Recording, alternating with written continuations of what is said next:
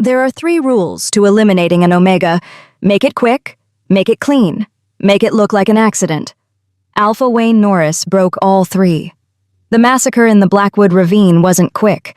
His 30 elite warriors screamed for 20 minutes. It wasn't clean. The coroner would need dental records for identification. And it sure as hell didn't look like an accident, because the Omega he sent them to kill? She was standing at the edge of the ravine, 7 months pregnant with his child, and wearing his blood like war paint and smiling. Before we begin, smash that like button. You'll want to remember where you were when you heard this story. Now let me tell you how an Alpha's biggest mistake became his worst nightmare. Chapter 1. The last thing he expected. The bodies were still warm when Wayne arrived. He'd expected to find a corpse, hers specifically. Small, broken, disposed of like the problem she'd become.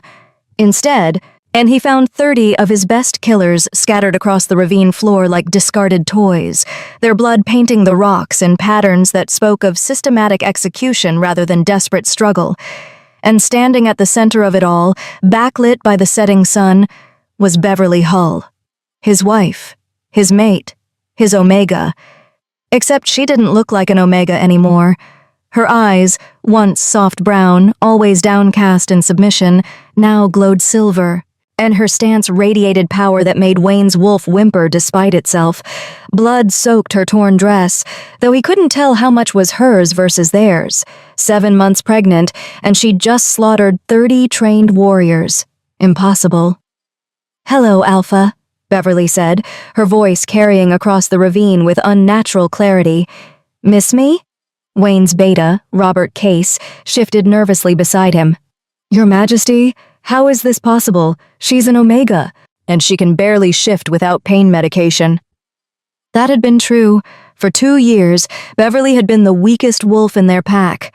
Clumsy shifts, constant fatigue, unable to challenge even juvenile wolves without collapsing. The pack had mocked her behind Wayne's back. The Alpha mated to a defective Omega. His new Luna, Faye Parks, had been so much more suitable, strong, beautiful, properly bred from a noble bloodline. She'd convinced him that Beverly's pregnancy was a trap, as a desperate attempt to secure her position through a child that probably wasn't even his.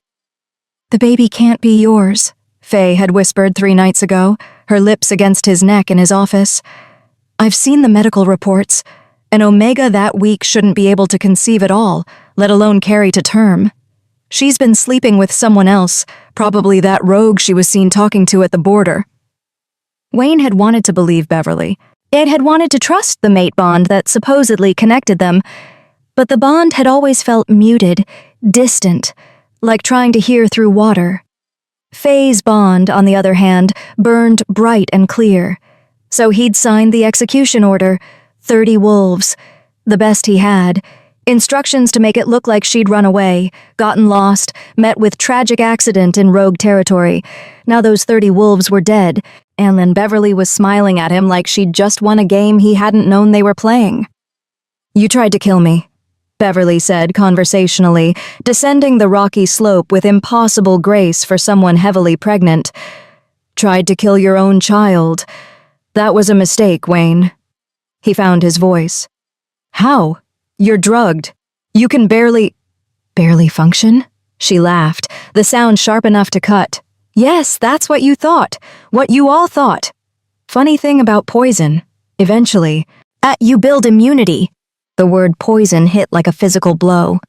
"I've been awake for 3 weeks," Beverly continued, closer now. Wayne's wolves fanned out behind him, ready to attack, but she didn't seem concerned. "Fully awake, watching, learning, remembering everything you took from me." "I don't understand." "Of course you don't." She stopped 10 feet away, close enough that he could see the silver threaded through her irises, the way her pregnant belly seemed to glow with its own light. "You never questioned why your sweet, weak mate suddenly became even weaker. Never wondered why the mate bond felt so distant. Never asked why I stopped fighting back when the pack mocked me." Robert stepped forward. "Your Majesty, we should—" Beverly's gaze snapped to him, and the beta froze mid-step. Her eyes had gone completely silver now, no whites, no pupils, just liquid mercury that seemed to see straight through flesh to bone. "You knew," she said softly. "Didn't you, Robert?" "You knew what Faye was doing." Robert's face went pale.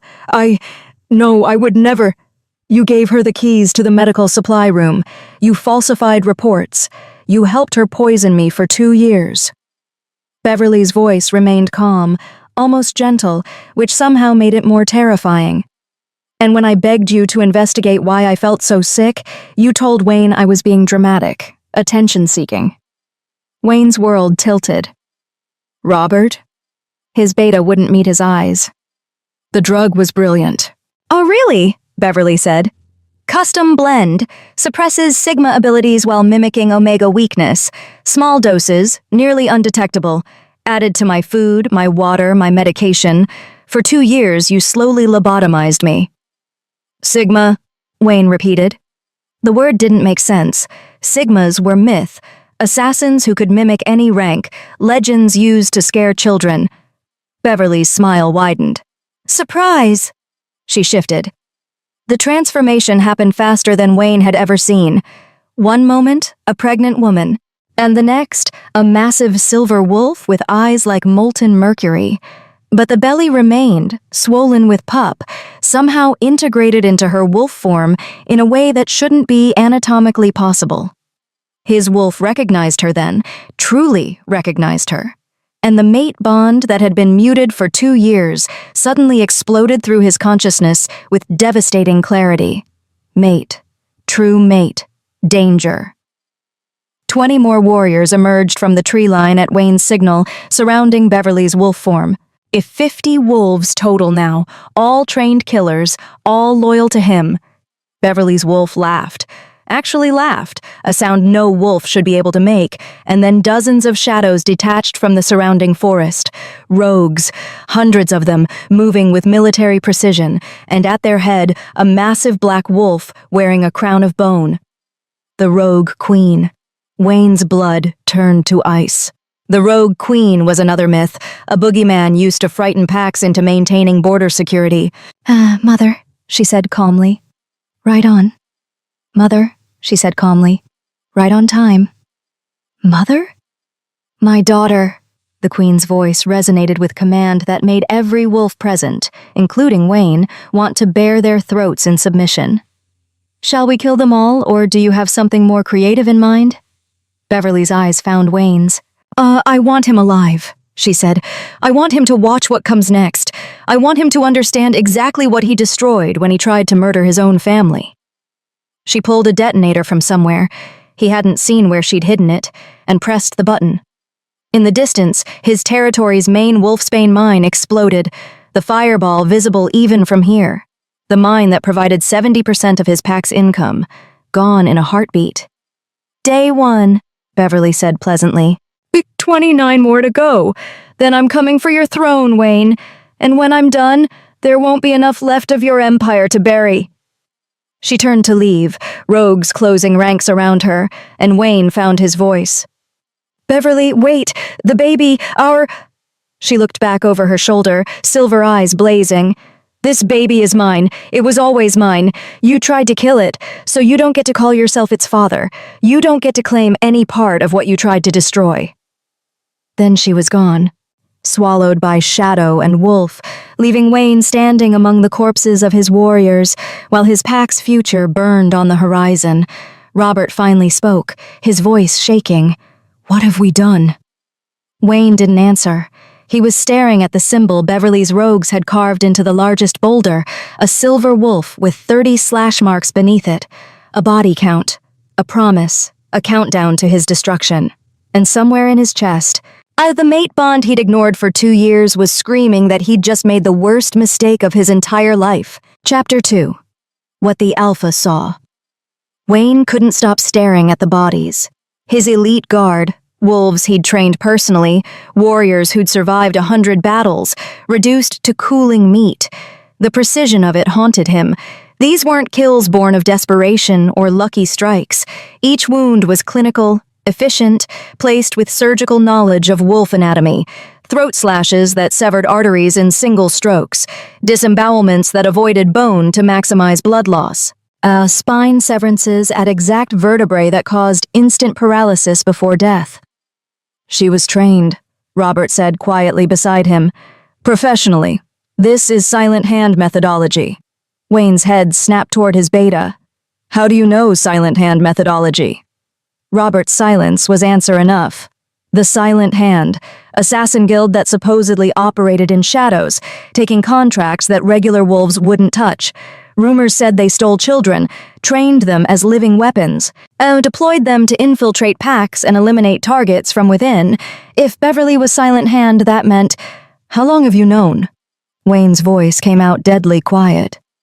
2 years, Robert admitted, looking at the ground. Faye came to me when she first arrived.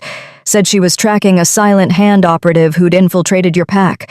Said the operative was using you to get close to some artifact or territory or, I don't know, she never told me the full mission. Nah, you helped torture her for 2 years. Wayne's wolf surged forward, golden eyes blazing. You helped torture her for 2 years based on the word of a woman you'd known for 2 weeks? Faye provided evidence. Medical scans showing Beverly's brain patterns matched Silent Hand conditioning. Documents proving her background was fabricated. She said if we didn't act, well, Beverly would kill you and take control of the pack through your air. And now? Wayne gestured at the carnage. Now that you've seen what she can actually do? Still think Faye was telling the truth? Robert's jaw worked. I think we may have been played. The understatement would have been funny if Wayne wasn't standing in a mass grave of his own making. His phone buzzed. Text from his Gamma, Israel Cox, back at Pack House. Your Majesty, the mine collapse casualties, 23 dead. 47 injured. Survivors say it was surgical demolition. Whoever did this knew exactly where to place charges for maximum structural damage. This wasn't random. Wayne closed his eyes. 23 wolves dead because he'd tried to murder his pregnant mate. Because he'd believed Faye over the mate bond, because he'd been so desperate for a strong Luna that he'd ignored every instinct screaming that something was wrong with how the bond felt, with how Beverly changed, with how quickly he'd fallen for Faye's honeyed words. We need to get back to the territory, Robert said. Assess damage, secure the borders, figure out what? Wayne's laugh held no humor. Figure out how to defend against a Sigma who knows our every weakness, against the Rogue Queen's entire army, against my mate, who I just tried to murder while she was carrying my child. You didn't know. I should have known. Wayne's roar echoed across the ravine. I was wrong, and I ignored it because Faye was wrong, and I ignored it because Faye made me feel like the alpha I thought I should be. He turned to Robert, and his beta took an involuntary step back at what he saw in Wayne's eyes. Bring Faye to me. Now. They found Faye in Wayne's private quarters, lounging on his bed like she owned it. She looked up when they entered, her expression shifting from sultry to concerned in a heartbeat. Wayne, thank the goddess. I heard about the attack. Are you hurt? She moved toward him, but he held up a hand to stop her. How long have you been poisoning Beverly? Faye's face went carefully blank. I don't know what you... Don't. Wayne's voice dropped to a growl that vibrated through the room. I just watched my mate, my real mate, slaughter 30 elite warriors while 7 months pregnant. And I watched the Rogue Queen claim her as daughter. I watched her blow up my primary income source like it was a firework display. So I'm going to ask you one more time. How long? Faye studied him for a long moment. Then her expression changed. The concerned Luna act dropped away, revealing something cold and calculating underneath. 2 years, 3 months, and 16 days? She said calmly, sitting back down on the bed. Since the day I arrived at your territory and identified Beverly as Sigma-class operative. Why? Because my mission required it. Faye examined her nails. The Silent Hand sent me to neutralize her before she could complete her own mission. Standard inter-guild politics. She was here to kill you and claim your territory for the Rogue Court. I was here to stop her. By poisoning her? By convincing me to murder her? By eliminating the threat through the most efficient means available. If I'd killed her directly, the mate bond would have destroyed you. Useless for my purposes. But if you ordered her death, Faye smiled. Clean, tidy, and it removed 2 obstacles at once. Wayne's blood turned to ice. 2 obstacles? You and Beverly. Once she was dead and you were broken from the bond severing, I'd step in as Luna, consolidate control, and deliver your territory to the Silent Hand's true client. Faye stood, moving toward the window. It was actually an elegant plan. Oh, it would have worked perfectly if your mate hadn't been stronger than we anticipated. Who's the client? That's classified. Wayne crossed the room in 2 strides, his hand around Faye's throat, slamming her against the wall. Who is the client? Faye didn't struggle, just smiled up at him, even as his claws pressed against her skin. You really want to know? Fine. Alpha Santiago Carroll, your dear old dad. The words hit like a physical blow. Wayne loosened his grip, stumbling back. That's impossible. My father is dead. He died 3 years ago in a rogue attack. He faked his death, Faye said, rubbing her throat. Got tired of playing the honorable alpha, wanted real power, the kind that comes from controlling multiple territories through shadow operatives. He's been building a network for years. You were supposed to be his puppet. Beverly was a complication he wanted removed. Wayne's world was shattering piece by piece. Now, why are you telling me this? Because it doesn't matter anymore. Faye's smile widened. You think Beverly's going to give you a chance to fix this? She's going to destroy everything you love, Wayne. Your pack, your territory, your reputation. And when she's done, there won't be enough left of you to be useful to anyone.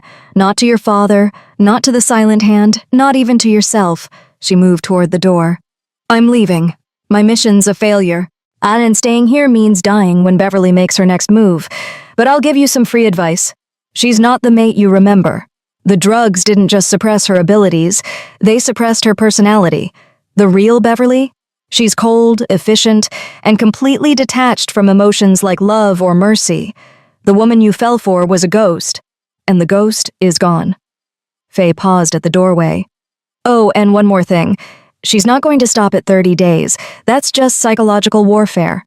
She's going to make you suffer for years, watching everything you built crumble while knowing your own child, your heir, is being raised to hate you. Sweet dreams, Alpha. Then she was gone. Wayne stood in the empty room, his mind racing.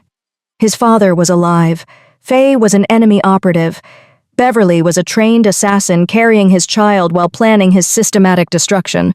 And the mate bond, the connection he'd ignored, suppressed, drugged into silence, was now screaming through his consciousness with devastating clarity.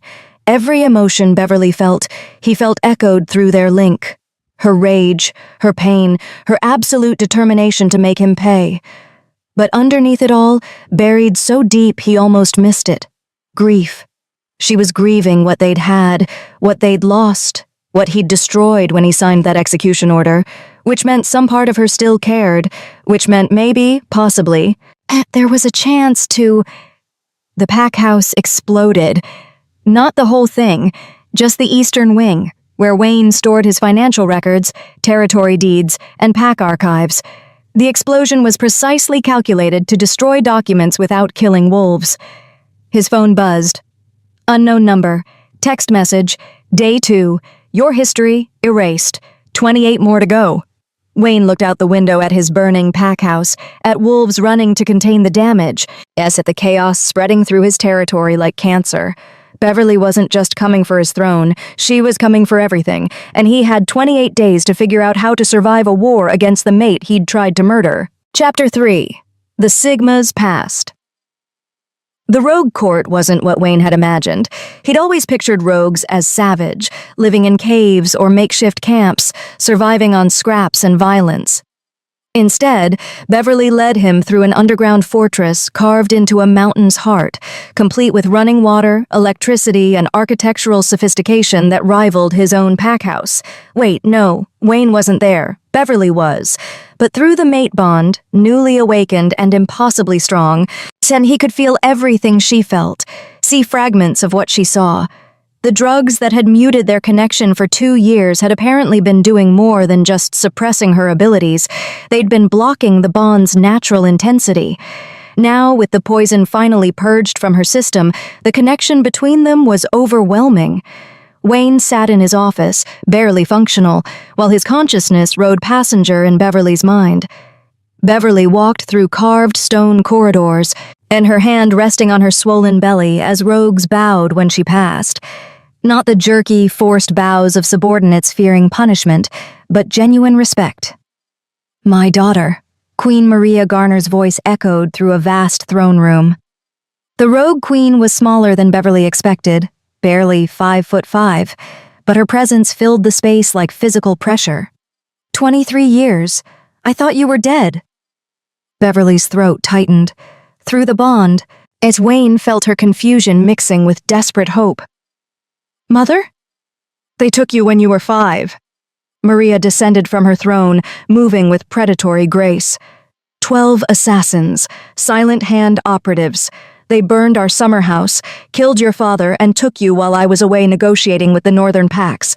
By the time I returned," her voice cracked, "they told me you died in the fire." "I don't remember." Beverly's hand went to her temple. "I remember training. Endless training.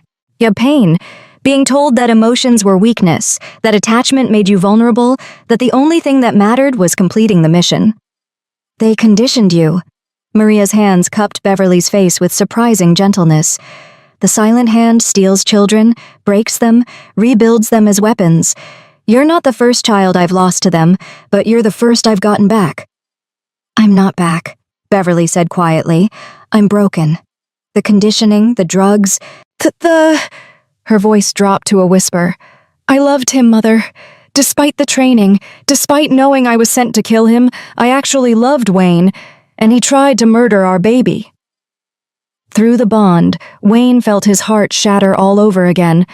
Maria's expression hardened. "Then we make him pay. We take everything he—" "No!" Beverly stepped back. "I need to understand first. What was my mission? Why was I sent to his territory?" The queen sighed, gesturing to carved murals covering the throne room walls. "Because the silent hand doesn't work for free. Someone hired them to place you in Wayne's pack. We've been investigating for years, trying to find out who and why." Beverly studied the murals. Wolf packs, territories, bloodlines traced back centuries. "These are royal lineages." "Alphas, mostly. But look here." Maria pointed to a section that glowed faintly silver. "Sigmas. Your bloodline. We're not rogues by choice, daughter. Well, we're the descendants of wolves who refused to bow to alpha tyranny, who believed rank shouldn't determine worth." Sounds idealistic. It was, until the Alpha Council decided we were too dangerous to exist. They declared us rogue, stripped our territories, hunted us like animals. Maria's eyes glowed silver. That was 200 years ago. We've been rebuilding ever since, waiting for the right moment to reclaim what was stolen. Beverly's hand pressed against her belly, at feeling the baby kick. And I was supposed to be part of that? Kill Wayne, take his territory, start a war? We don't know.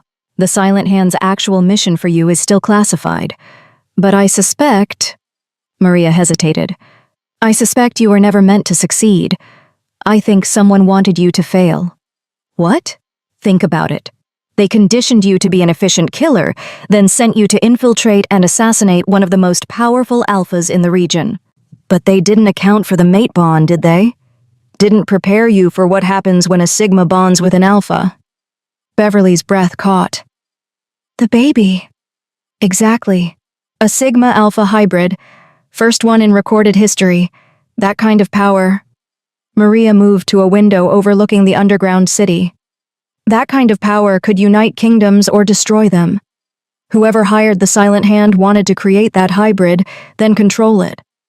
By making sure I'd be desperate, isolated, dependent on them for survival. Yes, except you're not dependent. You're here, with an army at your back and your mother's resources at your disposal. You're the exact opposite of what they wanted. Through the bond, Wayne felt Beverly's mind racing, piecing together a conspiracy that stretched back years. His own father involved, the Silent Hand, the rogue court, all circling around one thing, the child growing in Beverly's womb, their daughter.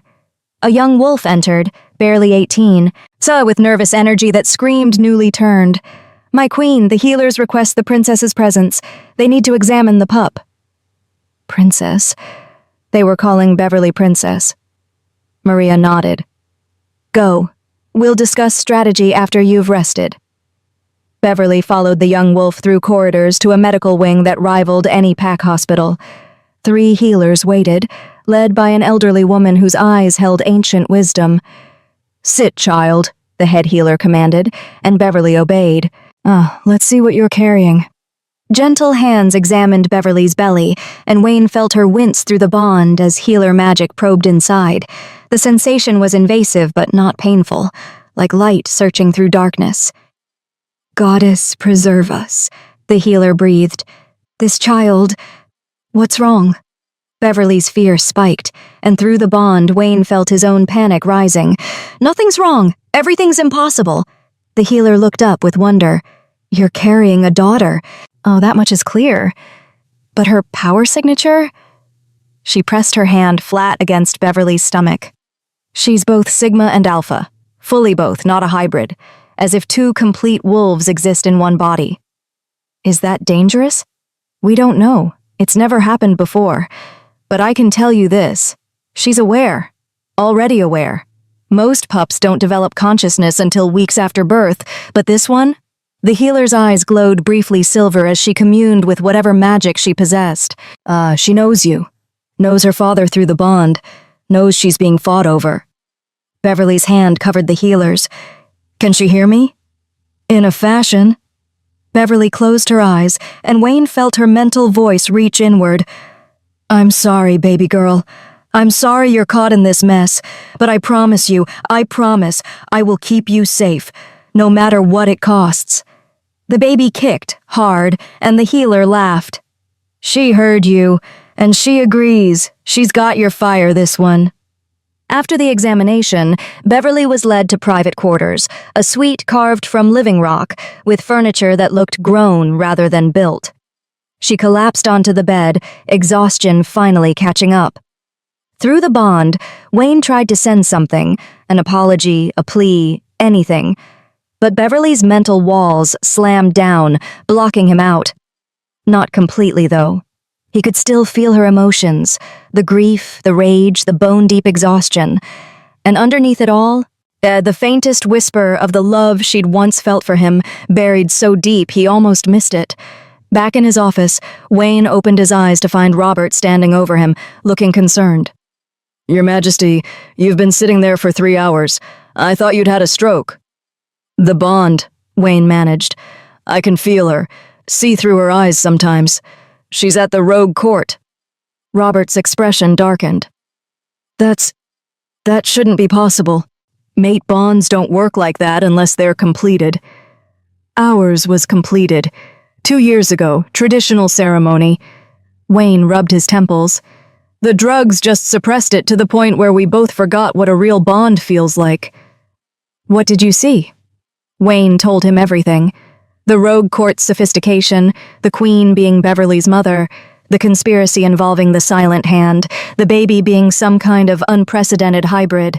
A is alive. If he's been manipulating, is alive. If he's been manipulating events, he has. I can feel Beverly's certainty through the bond. She doesn't lie, Robert. Not about this. Wayne stood, decision crystallizing. I need to find him, confront him, get answers. That's suicide. If he's powerful enough to fake his death and hire the silent hand, then he's powerful enough to do it again if we don't stop him now. Wayne moved to his weapons cabinet, selecting silver-edged blades. Beverly thinks I ordered her death out of cruelty or stupidity, but if I can prove I was being manipulated, if I can show her that I'm as much a victim as she is, you think she'll forgive you? Robert's laugh held no humor. Your Majesty, you tried to murder her while she was pregnant. So there's no coming back from that. Maybe not, but I can stop her from having to watch her back for the rest of her life. I can eliminate the real threat. My father, the silent hand, whoever's pulling the strings. Then, even if she kills me... Wayne checked his weapons, the mate bond burning in his chest. At least our daughter will be safe. Robert studied him for a long moment. You're serious. You're actually going to sacrifice yourself for a mate who wants you dead. She's my mate. She's carrying my child, and I owe her a debt I can never repay. Wayne headed for the door. I can at least try. As he left, his phone buzzed. Unknown number, day 3. I'm coming for your beta next, unless you give him to me first. You have until midnight to decide who's more important, your loyal friend or your guilty conscience. Wayne looked at Robert, saw the fear flash across his beta's face. Beverly was giving him a choice. And they both knew there was only one answer he could give. Chapter 4. The Beta's Betrayal. Robert ran. Wayne had given him a 3-hour head start, the only mercy he could afford. At midnight, Beverly's rogues would come for the beta who'd helped poison her, and Wayne wouldn't stop them. Couldn't stop them, not without starting a war he'd already lost. But 3 hours was something. Robert crashed through the forest at full sprint, his wolf form eating up ground in desperate leaps. He had no illusions about escaping permanently. Beverly was Sigma class, trained by the Silent Hand, backed by the Rogue Queen's resources. She'd find him eventually, but maybe he could buy enough time to... Silver eyes gleamed in the darkness ahead. Robert skidded to a stop, paws tearing earth. Beverly stood in human form, naked and unconcerned, her pregnant belly somehow making her more dangerous rather than less. How had she gotten ahead of him? Hello, Robert. Her voice carried the same gentle tone she'd used when begging him to investigate why she felt so sick. Saul was following orders. Faye showed me was following orders. Faye showed me evidence. Evidence she fabricated. Beverly circled him slowly. Evidence you never verified, because it was easier to believe the Omega was defective than to question the beautiful Luna who made you feel important. That's not... You gave her the keys to medical supply. You falsified my blood work. Ed deteriorate and did nothing. Robert's deteriorate and did nothing. Robert's throat worked. I thought I was protecting the pack. From what? A pregnant Omega who could barely climb stairs? Beverly stopped in front of him. You weren't protecting anyone. You were covering your own ass because you'd made a mistake trusting Faye. And admitting that mistake meant admitting you'd helped torture your alpha's mate. She was right. God help him, she was completely right. I'm sorry, Robert whispered. If I could take it back. But you can't. Beverly's hand rested on her belly, and Robert saw the baby move beneath her skin. My daughter will never know what it's like to have a father who wasn't actively trying to kill her before she was born. She'll grow up knowing her dad signed her execution order. That's your legacy. Robert, that's what your cowardice cost. Robert fell to his knees. Kill me then. I won't fight back. Beverly studied him for a long moment. Then, impossibly, she smiled. No, I'm not going to kill you. Hope flared in Robert's chest, immediately crushed by her next words. You're going to help me destroy Santiago Carroll, and when we're done, when Wayne's father is nothing but ash and memory, then you get to live with what you've done. Death is too easy, Robert.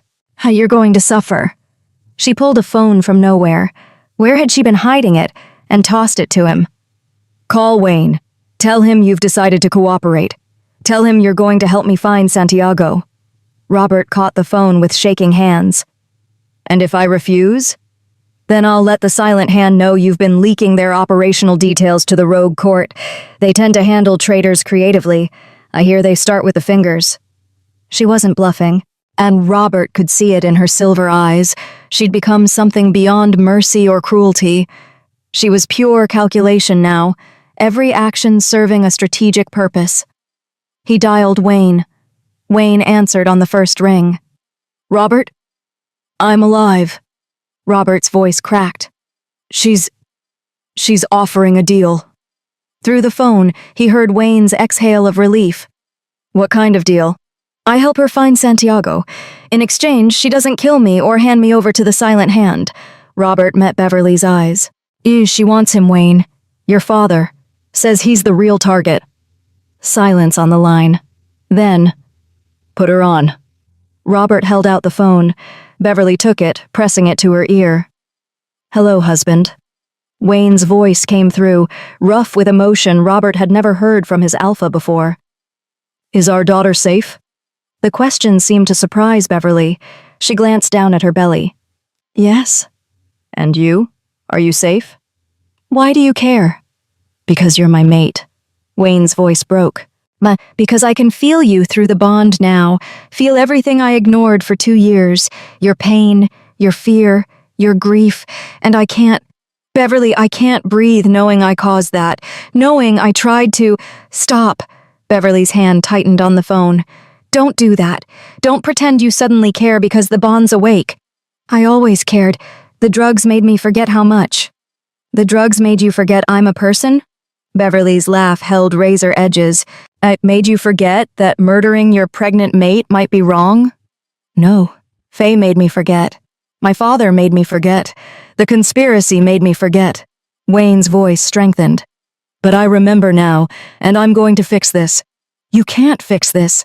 I can eliminate the threat.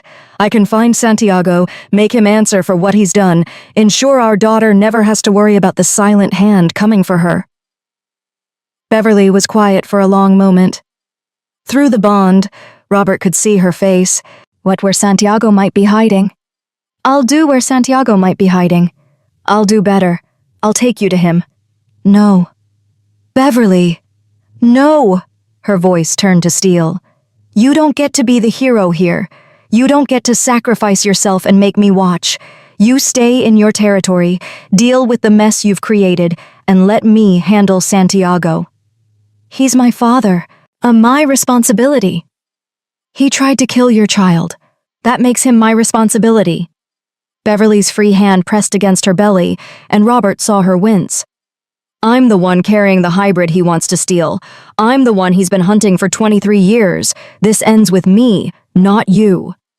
Wayne's desperation bled through the phone. Then let me come with you, as backup. As what? My mate? Beverly's laugh was bitter. You lost that title when you signed the execution order. Want for me to be nothing to you? Want for me to be nothing to you? Beverly's expression cracked, just for a second, and Robert saw the grief underneath. The love she'd buried so deep it was almost invisible. Almost. What I want doesn't matter, she said quietly. What matters is keeping our daughter alive. Everything else is secondary. She hung up before Wayne could respond. For a moment, Beverly just stood there, phone dangling from her hand, looking more exhausted than Robert had ever seen her. Then she straightened, silver eyes finding his. Santiago has a compound in the Deadlands, north of the cursed territories, where most wolves won't go because the magic makes them sick.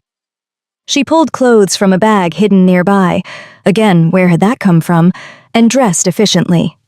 You're going to get me inside. How? I don't have access to his security. Yes, you do.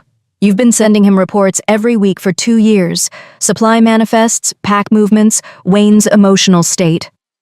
Beverly's smile was sharp. You didn't think I knew about that? I've been reading your emails since the drugs started wearing off. Robert's blood turned to ice. How? Because I'm Sigma class, and you're an idiot who uses the same password for everything. Also, your computer is laughably easy to hack. She tossed him his own shirt. Shift, get dressed. We're leaving in 5 minutes. As Robert obeyed, his mind raced. She'd known about his reports to Santiago, known he was a double agent, known and said nothing because it served her purpose. How much else had she been manipulating while everyone thought she was helpless? One question, he said, pulling on his pants. When did you really wake up? When did the drugs stop working? Beverly's expression went distant. 6 months ago. I've been awake and aware for half my pregnancy, watching, planning, building immunity to the poison while pretending to get weaker. She met his eyes. Every time you and Faye congratulated yourselves on how well the treatment was working, I was in my room memorizing guard rotations and hacking Wayne's email. 6 months of torture. 6 months of preparation. Beverly started walking. Oh, and Robert had no choice but to follow. The hardest part was pretending I still loved Wayne while knowing he was planning to kill me, having to act confused and hurt when I already knew exactly what was happening. You're terrifying. I'm a mother protecting her child. There's a difference. Beverly paused at a clearing where 3 rogues waited with supplies and weapons. "Now let's go kill my grandfather." Robert blinked. "Your what?" "Santiago Carroll, my mother's father, and chose to become Rogue Queen instead of marrying the alpha he'd selected for her. When he couldn't control Maria, he decided to control me instead, had me kidnapped, gave me to the Silent Hand, and set up this entire elaborate plot to create a grandchild he could mold into the perfect weapon." She climbed onto one of the waiting motorcycles. When had the rogue court gotten motorcycles? And revved the engine. "But I'm nobody's weapon. Not the Silent Hand's, not Santiago's, not Wayne's." Beverly's eyes glowed silver in the darkness. "I'm the mother of a Sigma Alpha hybrid, daughter of the Rogue Queen, and the most dangerous wolf in the territory. And Santiago is about to learn what happens when you try to break something that refuses to stay broken." Robert climbed onto the second motorcycle, operated by a rogue who looked at him with undisguised contempt. As they raced toward the Deadlands, Robert realized something terrifying. Beverly wasn't planning revenge. She was planning annihilation. And Wayne, sitting in his office 50 miles away, could feel every bit of his mate's cold determination through their bond. Chapter 5. The Grandfather's Game. The Deadlands earned their name. Robert felt it the moment they crossed the border. Wrongness that sank into bones like frost. The magic here was corrupted, twisted, making his wolf whimper and retreat into the deepest parts of his consciousness. Beverly, however, seemed unaffected. She navigated the twisted landscape with eerie confidence, her motorcycle weaving between dead trees that grew in impossible spirals. Sigma abilities include magic resistance, she explained, noticing his discomfort. "One reason the Silent Hand wanted us. We can operate in places that make normal wolves sick." "How are you not terrified?" Robert managed through clenched teeth. "Oh, I'm terrified." Beverly's hand pressed against her belly. "But fear doesn't stop me from doing what needs to be done. The Silent Hand taught me that much." They rode for 3 hours, deeper into territory Robert had always believed uninhabitable. But gradually, signs of civilization appeared. Guard towers hidden in dead trees, cameras disguised as rocks, tripwires so subtle Robert only noticed them because Beverly pointed them out. "Santiago's been building this compound for 30 years, Beverly said as they stopped at a ridge overlooking a valley. "After he faked his death, he disappeared here. The cursed magic keeps most wolves away, and those who do come." She pointed to stakes lining the valley's entrance, and each topped with a skull. "Don't come back." "How do you know all this?" "Because I've been here before." Beverly's voice went distant.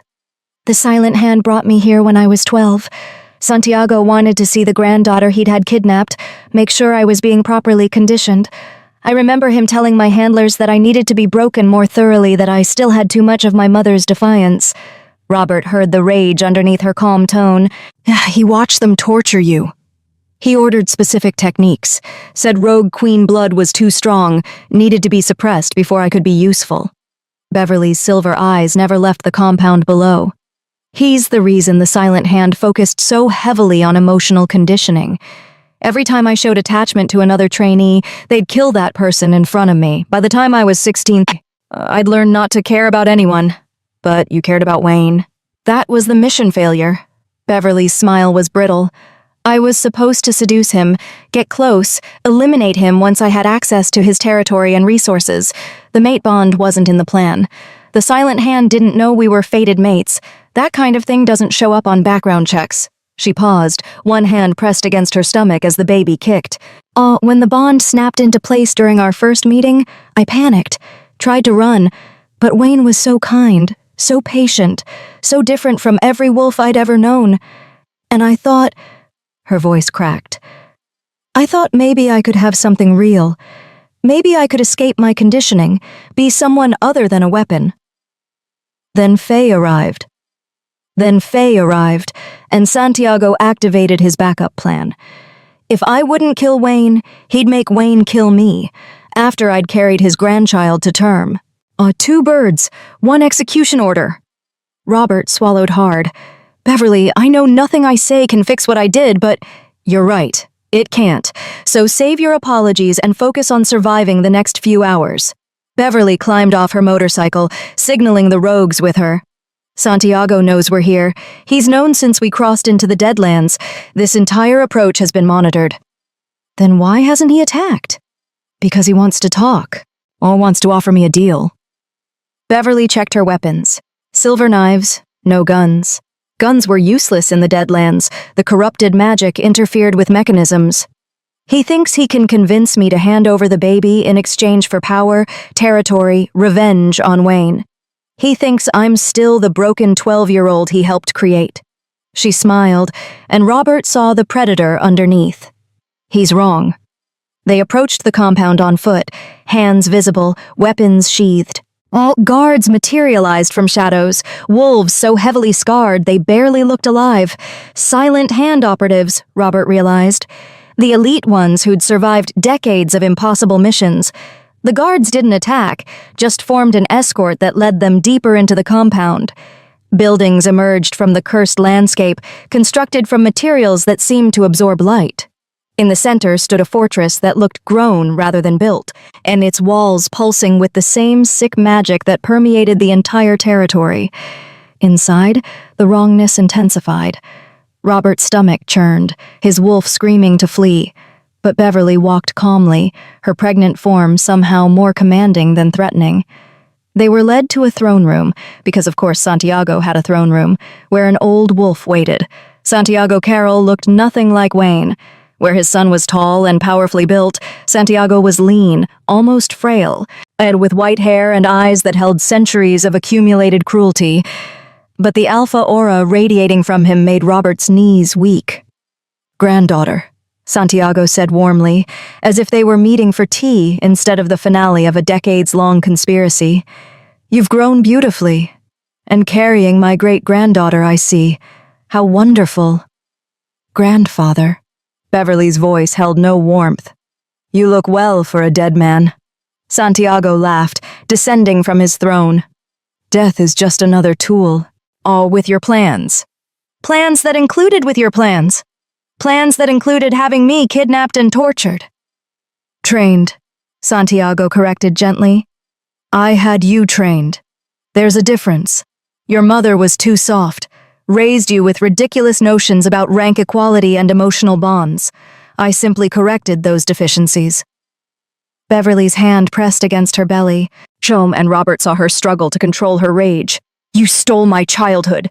I gave you purpose. Without my intervention, you'd have grown up as another idealistic rogue, believing the fantasy that wolves can exist without hierarchy." Santiago circled her slowly. "Instead, you became magnificent. A Sigma-class operative, capable of infiltrating any pack, eliminating any target. You should thank me." "Thank you?" Beverly's laugh was broken glass. "You had people killed in front of me. Ed had me beaten when I showed compassion. Spent years conditioning me to be incapable of forming attachments. And yet you bonded with Wayne anyway, fell in love despite everything. That's when I knew you were special." Santiago's smile widened. "That's when I knew the true plan could work." "What plan?" "The hybrid, of course." Santiago gestured to Beverly's belly. "A Sigma Alpha child, conceived through genuine mate bond rather than forced pairing. Do you understand how rare that is? Shed how powerful that child will be." "She's not yours. She's my great-granddaughter, my legacy, the culmination of decades of careful breeding and manipulation." Santiago's eyes gleamed. "I needed a Sigma who could form genuine bonds. That's the key to unlocking the hybrid's full potential. So I made sure you'd meet Wayne, made sure circumstances would push you together, made sure you'd fall in love despite your conditioning."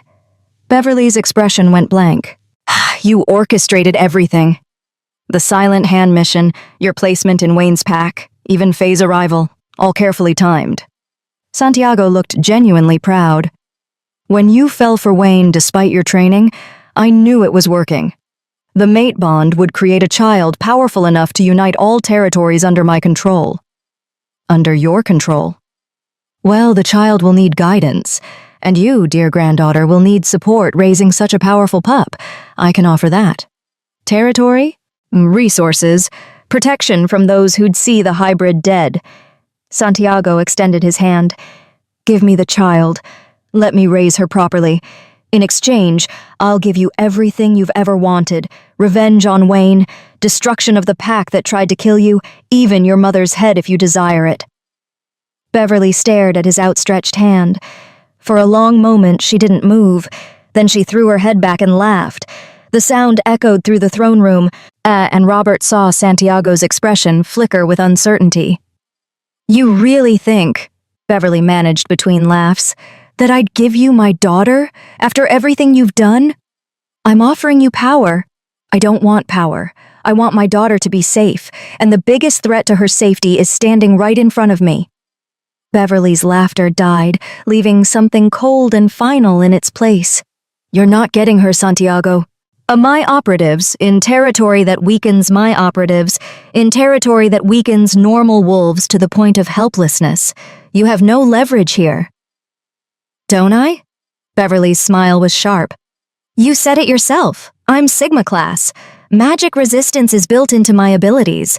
This cursed territory that makes Robert want to vomit? I barely feel it." She moved then, and faster than Robert could track. One moment standing still, the next pressed against Santiago with a silver knife at his throat. The silent hand operatives rushed forward, but Santiago raised a hand to stop them. "Impressive," he said calmly, seemingly unconcerned with the blade at his jugular. "But you won't kill me. You're not that far gone yet." "You're right. I won't kill you." Beverly's voice dropped to a whisper. "I'm going to do something worse. I'm going to leave you alive, and strip you of everything you've built, and make you watch as your great-granddaughter grows up knowing exactly what kind of monster you are. She'll know her great-grandfather tried to turn her into a weapon, and she'll spend her entire life being everything you're not, kind, compassionate, free." She stepped back, lowering the knife. "That's your punishment, Santiago. Living with the knowledge that your plans failed, your legacy died, and the hybrid you spent decades creating will never be yours." Santiago's face went white with rage. "You ungrateful—" The explosion cut him off. The throne room's walls blew inward, and Wayne crashed through, riding a wave of alpha power that made the cursed magic recoil. He wasn't alone. 50 elite warriors poured through the breach, engaging silent hand operatives with lethal precision. Beverly spun to face Wayne, silver eyes blazing. What are you doing here?" "Saving my mate." Wayne's wolf form was massive, golden-eyed, radiating fury. "You really think I'd let you face him alone? I had this under control. You're 7 months pregnant in a hostile fortress surrounded by assassins. You don't have anything under control." Wayne shifted to human, completely unashamed of his nudity, and crossed the throne room in 3 strides. "We're leaving. Now." "I'm not done." "Yes, you are." Wayne's hand found hers, and the mate bond flared between them with enough force to make Beverly gasp. "Our daughter is stressed. I can feel it through the bond. She needs you calm, safe, away from this cursed place." Beverly's free hand pressed against her belly, feeling the baby's agitation. For a moment, she wavered. Santiago laughed, even with his fortress crumbling around him. "Look at you. Still weak, still controlled by emotions. You'll never be free of what I made you." "You're wrong," Beverly said quietly. "And you made me a weapon, but Wayne helped me remember I'm also a person, and our daughter." She met Santiago's eyes. "She'll be proof that your way, control, manipulation, fear, doesn't work. Love is stronger." She let Wayne pull her toward the exit, rogues and pack wolves alike covering their retreat. Behind them, Santiago's screams of rage echoed through collapsing stone. They made it to the valley's edge before Beverly collapsed. Chapter 6. The Bond's Price. Beverly hit the ground hard, Wayne barely catching her before her head struck stone. Through the mate bond, he felt her pain explode, not physical injury, but something deeper. The baby was in distress. "Get the healer!" Wayne roared, cradling Beverly against his chest. "Now!" His pack healer, Nadine Bird, rushed forward with her medical kit. But it was one of the rogue court healers who got there first, the elderly woman who'd examined Beverly days earlier. "Move!" the rogue healer commanded, and Wayne obeyed despite every instinct screaming to hold his mate closer. The cursed magic. It's affecting the baby even though Beverly's resistant. What? Beverly's voice was weak, one hand pressed to her belly. But I'm immune. You are. She isn't. Not fully. The healer's hands glowed with diagnostic magic. Sigma Alpha hybrids have never existed before. We don't know how they react to corrupted magic. So she's been filtering the poison through her own system, trying to protect you, but it's overwhelming her. Wayne felt his world narrow to a single point. Can you save her? I can stabilize her. But we need to get Beverly away from the Deadlands immediately. Every second in this cursed territory is damaging the baby. Then we run. Wayne scooped Beverly into his arms despite her weak protests. Everyone moves now! They fled the Deadlands at full sprint, Wayne carrying Beverly while warriors formed protective rings around them. Behind them, explosions continued as Santiago's compound tore itself apart. Whether from the battle or something else, Wayne couldn't tell and didn't care. All that mattered was getting his mate and daughter to safety. The moment they crossed out of cursed territory, Beverly gasped as if breaking the surface after drowning. Color returned to her face, and through the bond, Wayne felt the baby's distress ease. Oh, she's stabilizing, the healer confirmed, jogging alongside them. But we need proper facilities. My medical tent in the Rogue Court or your pack hospital, either will work. Wayne met Beverly's eyes. Your choice. She studied him for a long moment, silver eyes searching his face. Rogue Court, I don't trust your pack not to try something. The words stung, but Wayne nodded. Then that's where we go. 2 hours later, and Beverly lay in the Rogue Court's medical wing while healers worked to ensure the baby suffered no lasting damage. Wayne sat beside her bed, still covered in blood and dirt from the battle, refusing to leave despite Queen Maria's suggestion that he give Beverly space. The baby's heartbeat is strong, Nadine reported, having been allowed to assist the rogue healers. No permanent damage that I can detect. She's remarkably resilient. Like her mother, Wayne murmured, and watching Beverly's sleeping face. The healers had sedated her to allow her body to recover from the stress. Maria entered, her expression unreadable. My daughter is alive because of you. That deserves acknowledgement. I almost got her killed because of my stupidity. That deserves punishment. Wayne didn't look away from Beverly. I should have trusted the mate bond, should have questioned why it felt so muted, should have protected her instead of— Stop! Maria's command cut through his self-recrimination. What's done is done. The question is, what happens next? Next? Beverly still wants you destroyed. That hasn't changed just because you showed up to help. Maria moved to stand beside him, looking down at her sleeping daughter. She's planned your systematic ruin, 30 days of losing everything you value, culminating in your death or exile. Do you expect that to change because you played hero? No.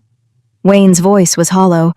I expect her to finish what she started, and I won't stop her. I deserve whatever she does to me. Do you love her? The question caught Wayne off guard.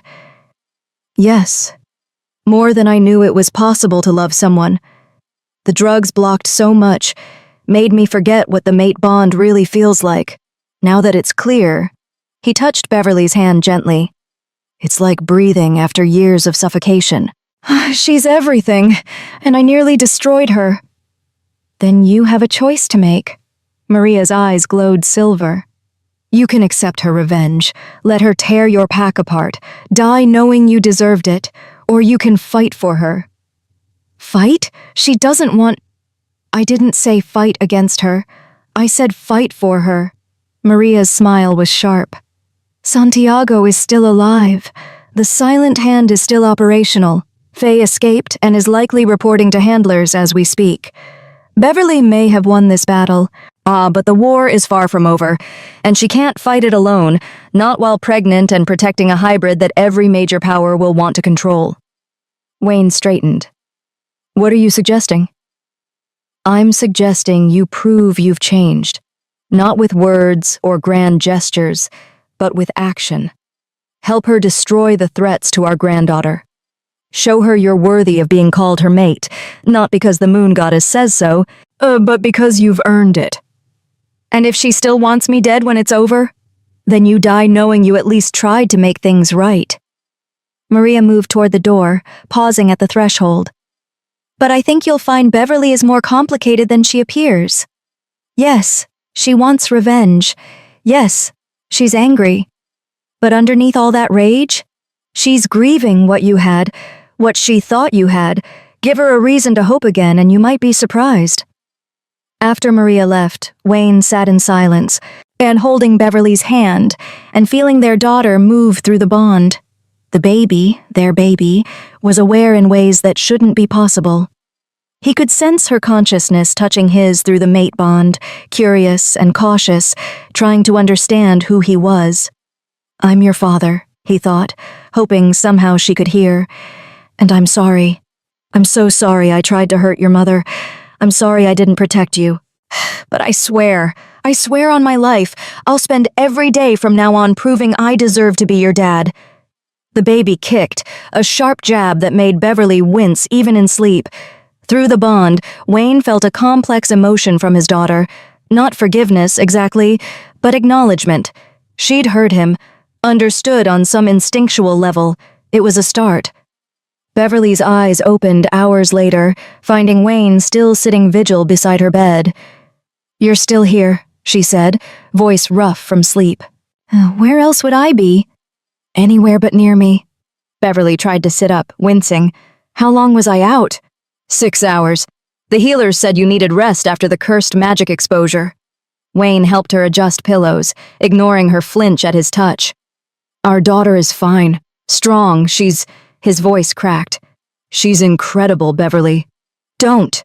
Beverly's eyes hardened. Don't act like we're a family. You tried to kill us. I know. And I'll regret that for the rest of my life. Wayne met her gaze steadily. But I'm not going to apologize anymore. Words are meaningless after what I've done. So instead, I'm going to show you. Show me what? That I've changed. That I'm worthy of being your mate and our daughter's father. That I'll destroy anyone who threatens either of you. Wayne stood, decision crystallizing. Santiago escaped the compound collapse. I'm going to find him and end this permanently. That's suicide. Oh, he'll be prepared now, fortified. I don't care. He's the biggest threat to our daughter, which makes him my priority. If I die killing him, at least she'll be safe. Wayne moved toward the door, then paused. I can feel her through the bond, you know. Our daughter. She's aware, conscious, feeling everything we feel. And right now, she's scared because her parents are at war with each other. Beverly's hand pressed against her belly, and Wayne saw tears gather in her eyes. Well, I can't give you back what I took, Wayne continued quietly. Can't undo the execution order or the 2 years of poison or the pain I caused. But I can make sure our daughter grows up safe, knowing her father did everything possible to protect her, even if she never forgives him. That's enough for me. He left before Beverly could respond.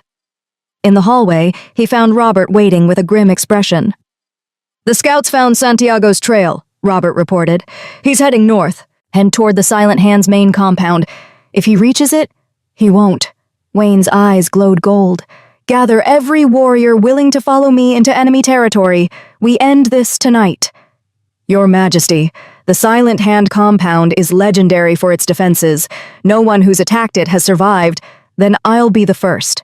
Wayne started walking, purpose driving each step. Tell the warriors this is a suicide mission. Tell them they're probably not coming back. Yet tell them we're doing it anyway because an alpha protects his family, even when his family wants him dead. Robert studied him for a long moment. You've changed. Beverly changed me, showed me what real strength looks like. Wayne glanced back toward the medical wing. Now I just need to prove I learned the lesson before it's too late. As he left to prepare for what would likely be his final battle, Wayne felt Beverly's consciousness brush against his through the mate bond. She was awake, as listening, feeling his determination through their connection. And for the first time since the execution order, he felt something from her besides rage. Hope. Fragile, barely there but present. It was enough.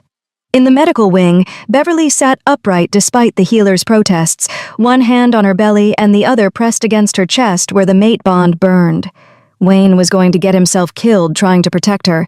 The idiot. The noble, self-sacrificing idiot. It was efficient, strategic, exactly what I needed to hear. It was efficient, strategic, exactly what the silent hand had trained her to do. But the bond, the cursed, inconvenient mate bond, was screaming at her to stop him, to protect him, to remember what they'd had before Faye and Santiago and Poison had destroyed everything. "Mother!" Beverly called, knowing Maria was listening from the hallway. The rogue queen entered. Yes? Gather your fastest warriors. We're going after Wayne before he gets himself killed doing something stupidly heroic." Beverly swung her legs off the bed, ignoring the healer's squawk of protest.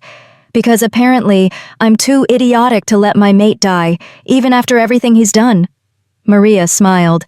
"Now you sound like your father. He was always running into danger to protect me, despite knowing I could handle myself." "Did it work? The heroic stupidity?" "Eventually." "Of forgiving Wayne?" "No, but I'm not letting forgiving Wayne." "No, but I'm not letting him die either." Beverly's hand pressed against her belly, feeling the baby kick with apparent approval. "Our daughter deserves to know her father, even if her mother is still deciding whether to kill him afterward." "That's the spirit." Maria gestured to waiting rogues. "Arm her. We ride in 10 minutes."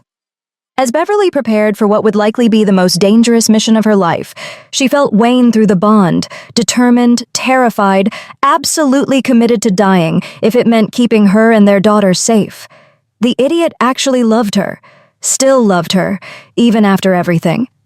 And despite herself, despite the rage and pain and betrayal, Beverly realized she still loved him too, which meant she had to save him, and then decide whether to kill him herself or actually give him the second chance he didn't deserve, but was desperately trying to earn. Chapter 7. The Silent Hand. The Silent Hand compound made Santiago's fortress look like a children's playground. Wayne crouched on a ridge overlooking the valley, counting guard towers, 20 visible, probably 40 hidden. The compound sprawled across 10 acres, a maze of buildings connected by underground tunnels, surrounded by walls inscribed with runes that glowed faintly in the darkness. "That's a fortress designed to withstand siege by multiple packs," Robert murmured beside him. "We have 30 warriors. This is suicide." "I know." Wayne studied the patrol patterns, looking for weaknesses he knew didn't exist. "But Santiago's in there, meeting with Silent Hand leadership to plan his next move against Beverly. We stop him now or he comes back with an army." "If we die here, then Beverly and our daughter survive. That's all that matters." Robert was quiet for a moment. "I never thought I'd see you like this. The Alpha King is ready to throw his life away for a mate who wants him dead." "She doesn't want me dead. She wants me to hurt like she hurt." Wayne felt the mate bond humming in his chest. "And she's right to want that. But our daughter doesn't deserve to grow up in a world where Santiago exists. So I'm ending him, even if it costs everything." A sound behind them made both wolves spin, weapons drawn. Beverly emerged from the shadows, and 7 months pregnant and somehow more terrifying than any warrior Wayne had ever seen. Behind her came 50 rogues, led by Maria herself. "You idiotic, self-sacrificing moron," Beverly hissed, silver eyes blazing. "You are going to attack alone? I have 30 warriors. Against the Silent Hand? That's not an attack. That's assisted suicide." Beverly moved beside him, studying the compound with professional assessment. "Did you even scout the underground tunnels? The magical wards? Bothered to do reconnaissance instead of charging in like a hero." Beverly pointed to specific sections of wall. "Runes here, here, and here trigger paralysis toxin. Anyone without Silent Hand blood who crosses the perimeter gets hit with enough poison to drop an alpha in seconds." "How do you know this?" Beverly's expression went cold. Because I was trained here. Spent 3 years in that compound learning to be a weapon. I know every tunnel, every guard rotation, every weakness in their security." She met his eyes. "Which is why I'm leading this assault, not you. You're pregnant. You're not going anywhere near. I'm Sigma class. trained by the people we're attacking, and I have more right to kill Santiago than anyone here." Beverly's hand pressed against her belly. "Our daughter wants her great-grandfather dead, but I can feel it through the bond. She knows he's a threat, and she knows her mother is the only one who can end him." Wayne felt through the bond. Beverly wasn't lying. Their daughter's consciousness was actively pushing Beverly toward action, some instinct recognizing Santiago as existential danger.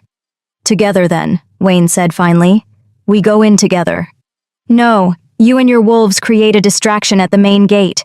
Draw their forces out, make noise, and get them focused on defending against Alpha attack." Beverly gestured to her rogues. "Meanwhile, my team uses the tunnels I remember to infiltrate. We find Santiago, eliminate him, and extract before Silent Hand leadership realizes what's happening." "That's the only plan that doesn't get everyone killed." Maria stepped forward. "My daughter knows that compound better than anyone alive outside Silent Hand ranks. Trust her expertise, or go home and let the adults work." Wayne's jaw tightened, but he nodded. Through the bond, he felt Beverly's surprise at his acquiescence. "What?" he said quietly. "You think I haven't learned anything? You're the expert here. I'll follow your lead." Something shifted in Beverly's expression. Not forgiveness, but acknowledgement. He was trying. "Fine. Distraction starts in 20 minutes. That gives my team time to reach the tunnel entrance and prepare for infiltration." Beverly checked her weapons. Silver knives, garrote wire, tools Wayne associated with assassins rather than warriors. "When you hear the explosion from inside, retreat immediately. Don't try to be heroic. Just run." "What explosion?" Beverly's smile was sharp. "The Silent Hand keeps their ammunition stores in the eastern building. I know because I helped inventory them when I was 15. One good charge in the right place. Oh, and the whole compound goes up." "You're going to blow up a building while you're inside it?" "I'm going to blow up the compound while ensuring my team is safely in the tunnels. Timing is everything." She started moving, rogues falling into formation behind her with military precision. 20 minutes, Wayne. Then make them wish they'd never heard of Alpha Wolves." She disappeared into darkness, taking half their forces with her. Wayne stared after her, feeling through the bond, determination, a fear, calculation, and underneath it all, a desperate hope that this plan would actually work. "She's magnificent," Robert said quietly. "She's terrifying." Wayne turned to his remaining warriors. "And she's right. We make noise, draw attention, give her the opening she needs. No heroics, no trying to actually breach the compound. We're bait, nothing more." The warriors nodded, understanding the mission's true purpose. They weren't here to win. Yet they were here to die loudly enough that Beverly could kill silently. 20 minutes felt like seconds. Wayne led his wolves to the main gate, not bothering with stealth. They wanted to be seen, wanted to trigger every alarm and defense the Silent Hand had prepared. It worked better than expected. Sirens wailed the moment they crossed into visible range. Spotlights blazed, illuminating their approach. Guards poured from buildings, weapons ready, forming defensive positions with practiced efficiency. Wayne recognized some of them. Silent Hand operatives who'd been on missions across territories, legends, some of them, wolves who'd survived impossible odds and lived to take new contracts. They were about to die protecting Santiago, and they didn't even know it. "For Silverwood!" Wayne roared, charging the gates with his warriors behind him. They hit the perimeter, and the paralysis toxin activated instantly. But Wayne felt it slam into his system, burning agony that locked his muscles and dropped him to his knees. Around him, his warriors fell, gasping, unable to move. Through the bond, Wayne felt Beverly's horror. "You idiot!" her mental voice screamed across their connection. "I told you about the toxin. Why did you charge directly into it?" "Had to make it convincing," Wayne sent back, struggling to breathe. "If they suspected distraction, they'd keep forces inside. Now they think we're stupid alphas who didn't scout properly. You are stupid alphas who didn't scout properly, but now they're all coming outside to capture us, which means you have clear path to Santiago." Through the bond, Wayne felt Beverly's emotions war, fury at his recklessness, terror that the toxin might kill him, and grudging admiration that his stupidity served tactical purpose. "Don't die," she finally sent. "I'm not done being angry at you yet." Yes, ma'am. Silent hand operatives emerged from the compound, moving carefully toward the paralyzed wolves. Their leader, a scarred woman who moved like death itself, approached Wayne directly. Alpha King, she said, crouching beside him, attacking the silent hand directly. That's either very brave or very stupid. Little of both, Wayne managed through locked jaws. Where's the Sigma? Beverly Hull, trained here as child, last known carrying hybrid pup? The woman's knife pressed against Wayne's throat. We know she's with you. Where is she? Dead. Wayne lied. Died in childbirth 3 days ago. Baby, too. That's why I'm here. Santiago murdered my family. I'm returning the favor. The woman studied him, then pressed harder with the knife. You're lying. I can smell it. Believe what you want.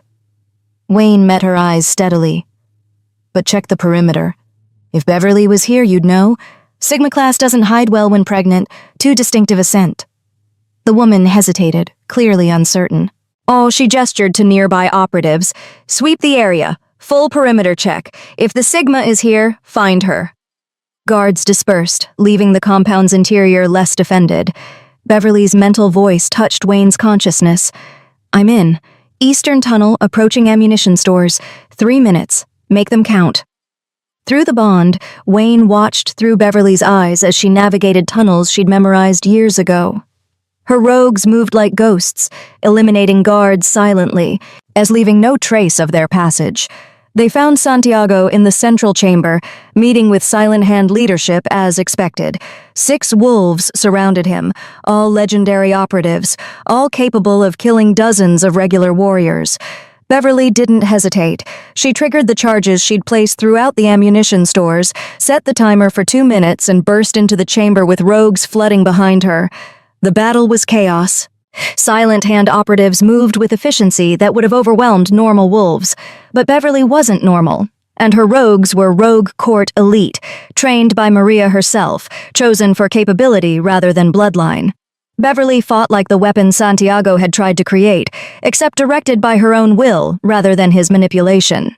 She moved through the chamber with deadly grace, her pregnant form somehow enhancing rather than hindering her lethality. Santiago saw her and smiled. Granddaughter, come to join me after all? Come to kill you. Beverly's knife found a Silent Hand operative's throat. You're the threat to my daughter. That makes you dead. Bold words from someone outnumbered. Am I? Beverly's smile was sharp as the chamber's walls exploded inward. Maria burst through, leading another wave of rogues, the rogue queen herself, silver eyes blazing with fury. Hello, father. Remember me? The daughter you tried to control? But who chose freedom over your approval? Santiago's expression flickered with something that might have been fear. You have 90 seconds before this compound explodes, Beverly said calmly, still fighting. Use them wisely. The Silent Hand operatives realized the truth. They were trapped in a building about to detonate, fighting enemies who knew all their techniques, led by 2 wolves they'd helped train. Most tried to flee. Santiago tried to fight. Beverly met him directly, and 7 months pregnant, facing the grandfather who'd stolen her childhood. Their combat was brutal, efficient, each move calculated to kill, but Santiago had decades of experience, had survived countless battles through cunning and ruthlessness. He got past Beverly's guard, his claws aimed at her belly. Maria intercepted, taking the strike meant for her daughter. Blood sprayed as Santiago's claws tore through the rogue queen's chest. No! Beverly's scream was primal. Santiago smiled, unpulling back for killing blow. Wayne arrived. The paralysis toxin had worn off enough for limited movement, and he'd dragged himself through the tunnels following Beverly's scent. Now he slammed into Santiago with every ounce of alpha strength he possessed, bearing the old wolf to the ground. You tried to kill my family, Wayne snarled, his hands around Santiago's throat. My mate, my daughter, His voice broke. My father. You were supposed to be my father. I gave you everything, Santiago choked. Power, territory, purpose. You gave me lies. Wayne's grip tightened. And I'm done with them. He broke Santiago's neck with a single twist. The explosion timer hit 0. Beverly grabbed her injured mother, Wayne grabbed Beverly, and they ran as the ammunition stores detonated. The compound erupted behind them, fire consuming centuries of silent hand history. They made it to the tunnels as the ground collapsed, a fire chasing them through ancient passages. Beverly led with perfect recall, navigating by memory while supporting Maria, Wayne bringing up the rear. They emerged a mile away, gasping, covered in soot and blood. Behind them, the silent hand compound burned. "Is he dead?" Maria asked weakly, blood soaking through makeshift bandages. "He's dead," Wayne confirmed. "Good." Maria's hand found Beverly's. "Your daughter is safe now, my granddaughter. I do what they can." Maria smiled, touching do what they can. Maria smiled, touching Beverly's belly gently. "But I've made my peace. I got to see you free, got to know you survived, got to help protect my granddaughter. That's enough." Through the bond, Wayne felt Beverly's heart breaking. "Name her for me," Maria whispered. Let some part of me live in her." "I will," Beverly promised. "Maria. We'll call her Maria." The rogue queen closed her eyes, smiling, and died with her daughter holding her hand. Beverly's grief crashed through the mate bond like a tidal wave, and Wayne caught her as she collapsed, sobbing, her hand still pressed against her mother's cooling body. Around them, rogues knelt in respect. The rogue queen was dead, but her legacy lived, in her daughter, in her granddaughter, in the freedom she'd fought for. Wayne held Beverly while she cried, offering the only comfort he could. Presence. He couldn't fix this. Couldn't make it better. Could only be there while she grieved the mother she'd just gotten back and lost again. "I'm sorry," he whispered. "I'm so sorry." Beverly didn't respond, just clung to him like he was the only solid thing in a crumbling world. And through it all, their daughter moved in Beverly's womb, alive, safe, protected by parents who'd destroyed an empire to keep her so. Chapter 8. The Queen's Ascension. Maria's funeral was held at dawn, as rogue tradition demanded. They burned her body on a pyre overlooking the territory she'd built from nothing, surrounded by hundreds of rogues who'd found safety under her rule. Beverly stood closest to the flames, one hand on her belly, tears streaming silently down her face. She hadn't spoken since her mother died, just retreated into herself, the mate bond muted to a whisper as she processed grief too large for words. Wayne stood 3 feet behind her, not touching but present. He'd learned that sometimes the best support was simply being there, not trying to fix or comfort, just existing as steady ground when everything else crumbled. The rogue court elders approached after the flames died, their expressions grave. "The queen is dead," the eldest said formally. "By blood right and combat deed, leadership passes to her daughter. Beverly Hull, will you accept the crown?" Beverly stared at the ashes, but not responding. Wayne felt panic ripple through the gathered rogues. A court without a queen was vulnerable, especially now with the silent hand destroyed, and power vacuums opening across territories. "She needs time," Wayne said quietly. "Her mother just... We don't have time." The elder's voice was harsh, but not unkind. 3 neighboring packs have already sent scouts testing our borders. They smell weakness. If Beverly doesn't claim leadership now, all this territory will be torn apart by wolves looking to expand their holdings. Beverly finally spoke, her voice raw. "I'm pregnant. 7 months along. I can't lead while... Your mother led while pregnant with you. Led through childbirth, through your kidnapping, through 2 decades of searching." The elder knelt, meeting Beverly's eyes. "You are Maria's daughter. Her strength lives in you. The court needs you. I don't want to be queen. Neither did your mother. She wanted to be free, has to choose her own path. But sometimes duty finds us whether we want it or not." The elder stood, addressing the gathered rogues. "Our queen died protecting her daughter and granddaughter. She died ensuring the rogue court would survive, would continue being sanctuary for wolves rejected by alpha tyranny. If we abandon that legacy because leadership is difficult, we dishonor everything Maria built." The rogues howled in agreement, the sound echoing across the territory. Beverly closed her eyes, and through the bond, Wayne felt her internal struggle. She was exhausted, grieving, terrified of failing the wolves who depended on her. But she was also Maria's daughter, raised, however briefly, to understand duty and sacrifice. "I accept," Beverly said quietly, "but I need help. I can't do this alone." "You won't be alone."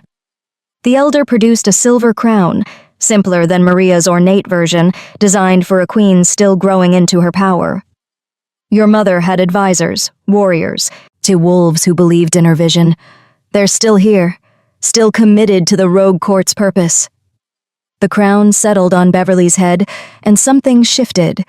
Through the bond, Wayne felt Beverly's grief crystallize into purpose. She was queen now. She had responsibilities beyond her own pain. "First order," Beverly said, her voice strengthening. "We don't retaliate against packs testing our borders. We show them we're still strong without proving it through violence.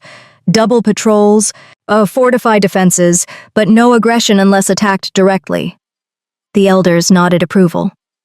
"Second, we need allies. Real allies, not the suspicious neutrality we've maintained for years." Beverly's silver eyes found Wayne. "Starting with Silverwood Pack." Shocked murmurs rippled through the assembly. The rogue court had never formally allied with Alpha territories. It went against everything they stood for. "Silverwood's Alpha tried to murder you," one elder protested. How can you trust—" "I can't. Not fully. Not yet." Beverly's hand pressed against her belly. "But our daughter is both rogue and Alpha. She represents what could be cooperation between bloodlines instead of endless conflict. If I'm going to lead the rogue court into the future, that future can't be built on isolation and suspicion." She looked directly at Wayne. "I'm offering alliance, trade agreements, mutual defense, cultural exchange. In return, a Silverwood Pack publicly acknowledges the rogue court as legitimate government, not criminals to be hunted." Wayne felt every rogue watching him, waiting for his response. This was a test, not just of alliance terms, but of whether he'd actually changed, actually learned what Beverly had been trying to teach him about power and legitimacy. "I accept," Wayne said formally, "and I'll do better. I'll propose to the Alpha Council that all rogue courts be granted territorial rights and representation." "Well, what happened to your people? The exile, the persecution? It was wrong. It's time we admitted that." The silence was deafening. Then one of the rogue warriors began howling, not in challenge, but in hope. Others joined, the sound building until the entire assembly was howling, celebrating a future where maybe, possibly, their children wouldn't have to live as outcasts.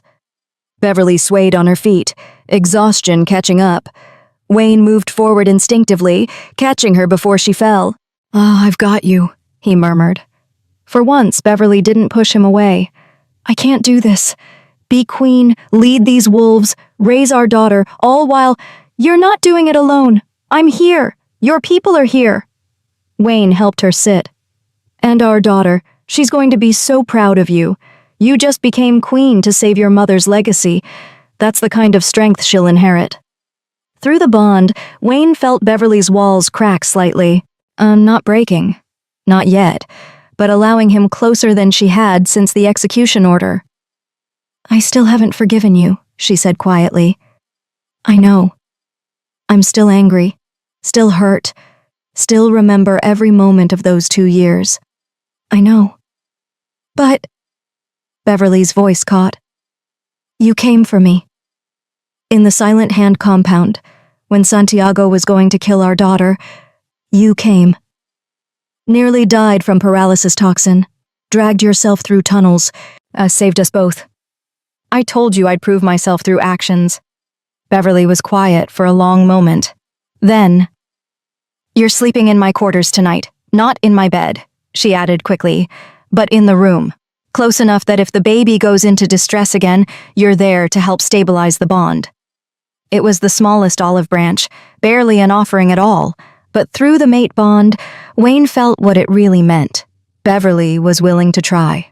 Not to forgive, not to forget, but to see if maybe— she slept in the massive bed her mother had once used. The room was simple but comfortable, decorated with mementos of Maria's life. Weapons, territory maps, photographs of rogues she'd saved over the decades.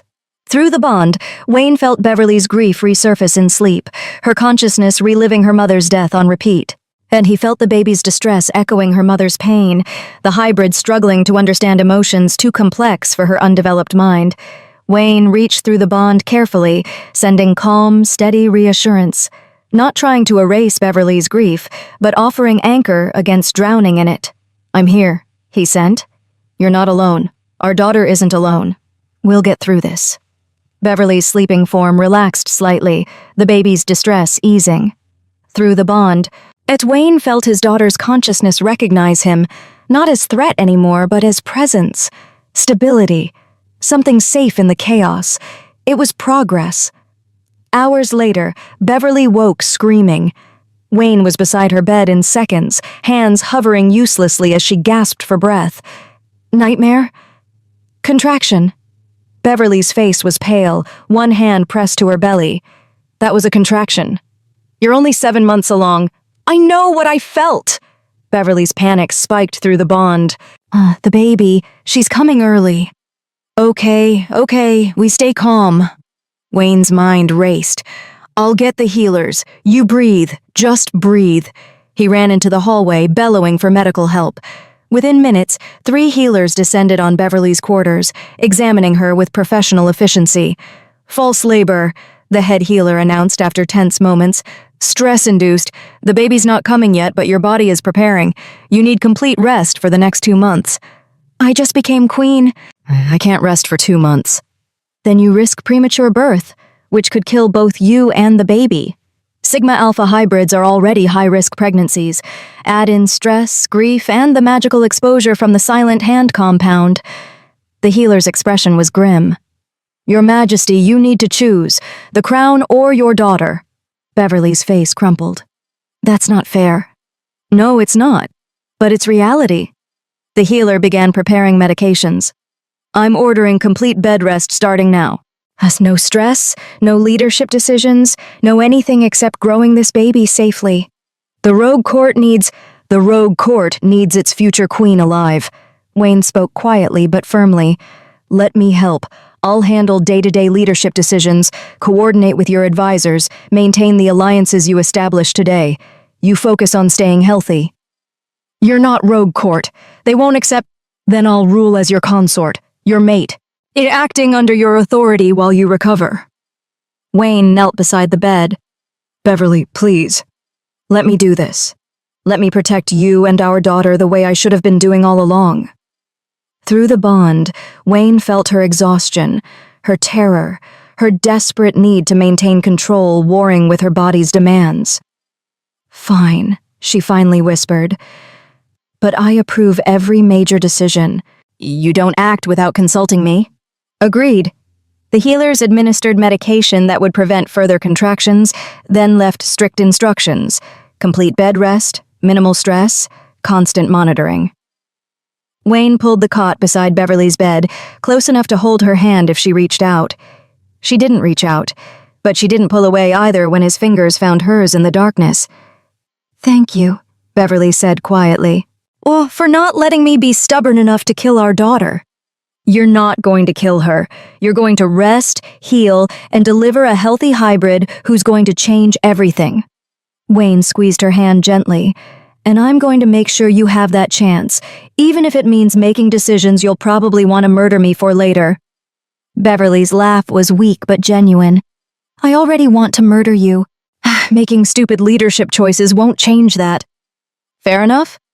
They lay in comfortable silence, the mate bond humming between them, not healed, not whole, but no longer broken beyond repair.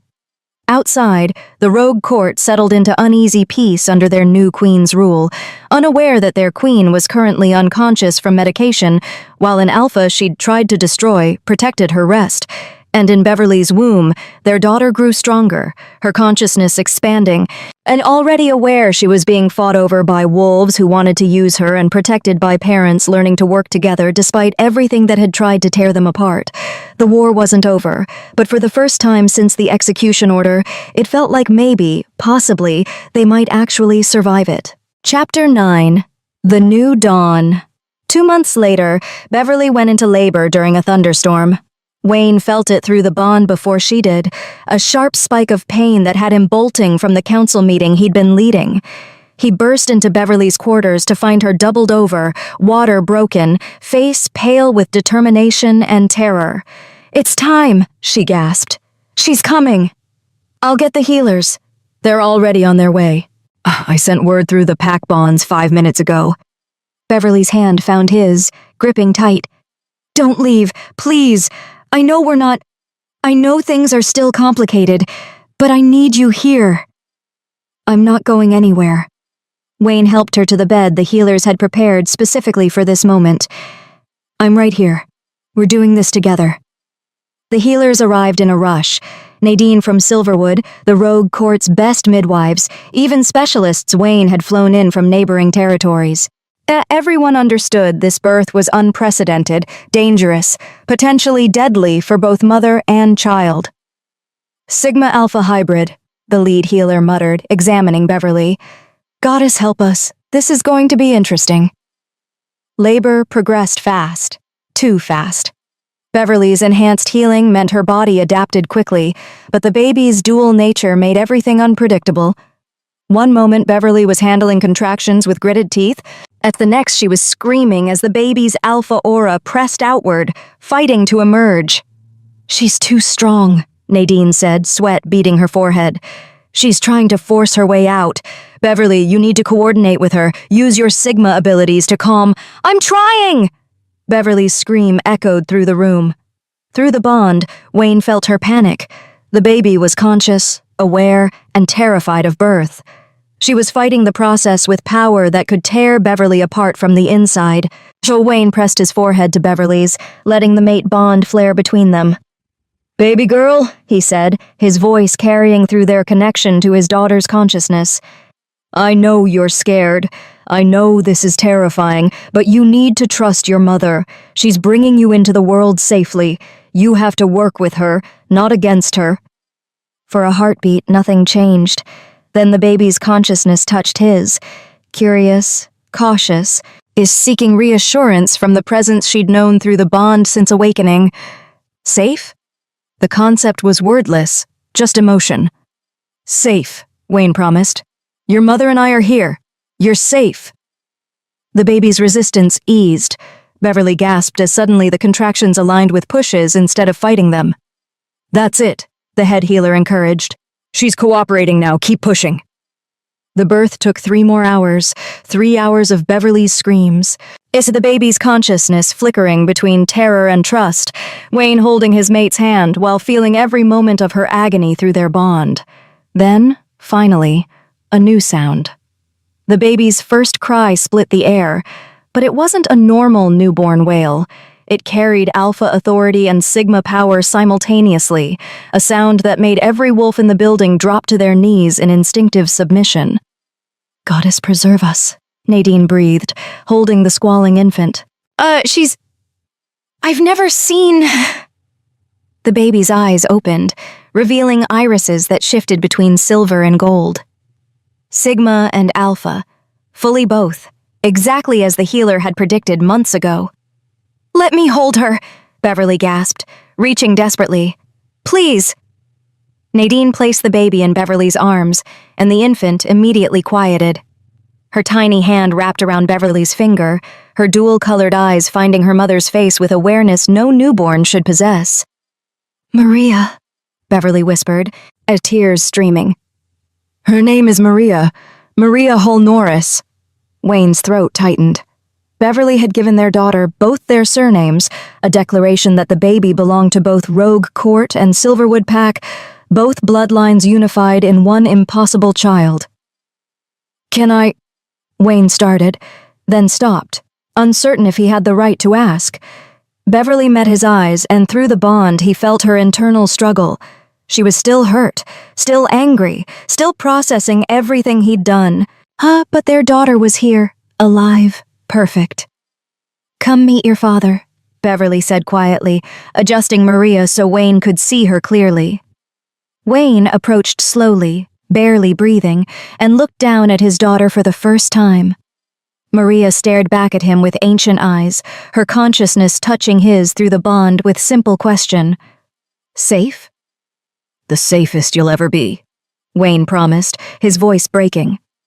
I swear on my life, I will never let anything hurt you. And never. Maria's tiny hand reached out, wrapping around Wayne's finger with surprising strength. Through the bond, he felt her acceptance. Not forgiveness for what he'd tried to do before she was born, but willingness to give him chance to prove himself. It was more than he deserved. The celebration lasted 3 days. Rogues and Silverwood wolves mingled in unprecedented cooperation, toasting the hybrid princess who represented hope for unified future. But on the 4th day, reality intruded. Wayne sat in Beverly's quarters, now their quarters, though they still slept in separate beds, while Maria nursed. The baby was growing impossibly fast, already lifting her head, already showing signs of intelligence beyond normal infant development. The Alpha Council sent their response, Wayne said quietly, holding the letter that had arrived that morning. To my proposal about granting rogue courts territorial rights. Beverly tensed. And? 3 territories support it. 4 oppose it. 2 are undecided. Wayne set the letter down. They're calling an emergency summit in 2 weeks. They want to meet you, see Maria, assess whether a Sigma-Alpha hybrid is asset or threat to regional stability. They want to decide if my daughter lives or dies. I won't let them. You can't stop the entire Alpha Council, Wayne.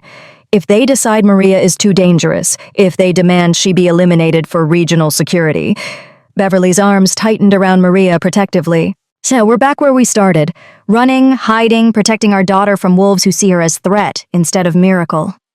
Wayne moved beside her, careful not to crowd but close enough to offer support. Then we don't run. We go to the summit, we show them what Maria represents.